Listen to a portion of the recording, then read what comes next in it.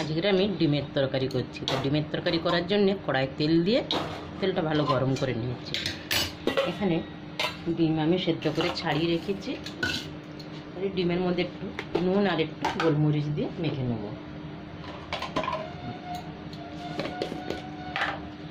দিয়ে দিলাম কড়ার মধ্যেই ডিমগুলো।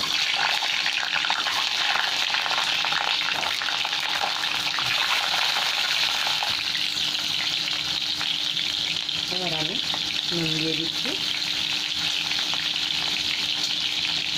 ডিমগুলো অল্প অল্প কেটেও নিয়েছি মাঝখান থেকে। গোলমরিচের গুঁড়োটা দিয়ে দিই। এবার ডিমটাকে উল্টে উল্টে ভালো করে ভেজে নেব।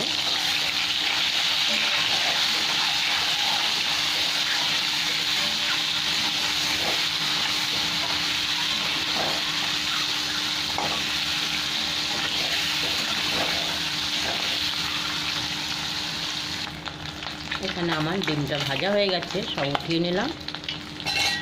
এই তেলের মধ্যে একটু রসুন আর একটু আদা আর একটু পেঁয়াজ ভেজে নেবো আমি। আগে দিয়ে দিলাম 6-7টা রসুনের কোয়া, 1 ইঞ্চি আদার টুকরো।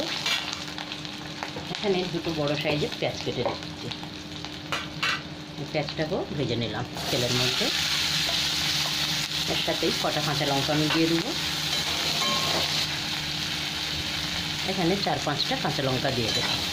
এটা ভাজা হয়ে যাবে। সাথে একটু নুন দিয়ে দিচ্ছি আমি।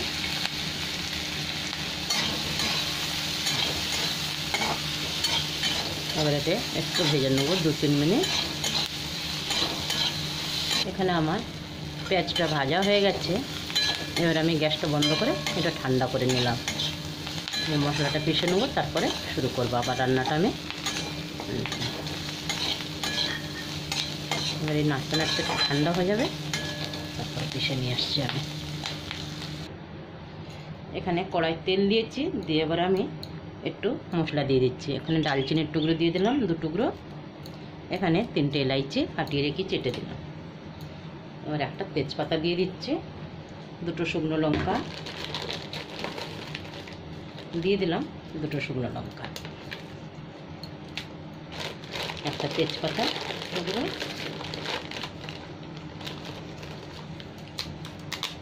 2 টুকরো তেজপাতা।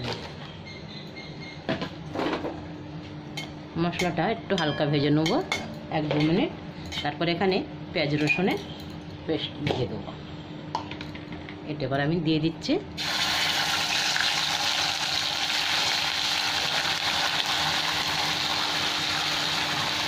অল্প একটু ধনেপাতা দিয়েও সাথে পিষে নিয়েছি।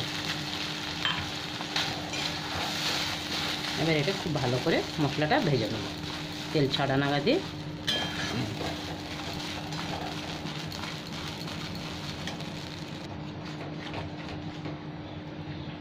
এখানে আমি জিরে আর ধনে পাউডারটা দিয়ে দিয়েছি। এটা দেখানো হয়নি আপনাদের, গরম মশলাটাও দিয়ে দিয়েছি। এবার আমি একসাথে সব ভেজে নিচ্ছি।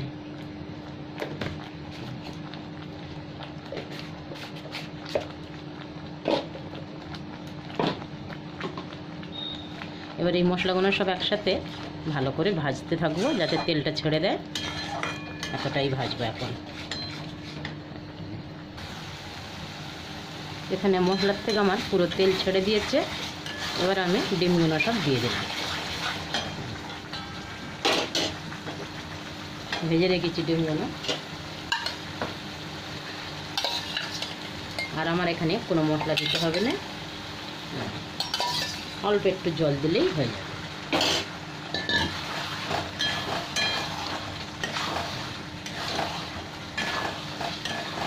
এখানে কিন্তু খুব কম মশলার মধ্যেই আজের তরকারিটা আমার হয়েছে। খালি গরম মশলা আর জিরে ধনের পাউডার আর একটু ধনে পাতা পিষে নিয়েছি এর সাথেই। অল্প একটু জল দিই।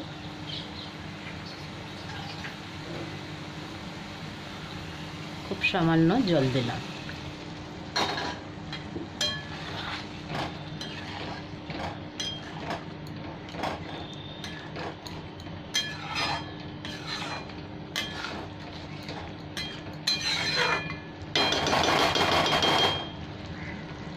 গ্যাসটাকে কমিয়ে দিলাম, দিয়ে একটু ফুটে উঠবে তরকারিটা।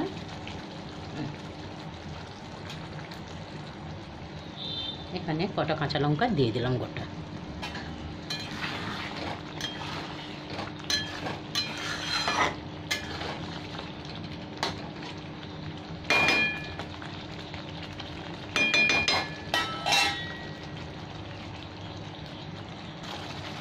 এখানে আমার ডিমের তরকারিটা হয়ে গেছে।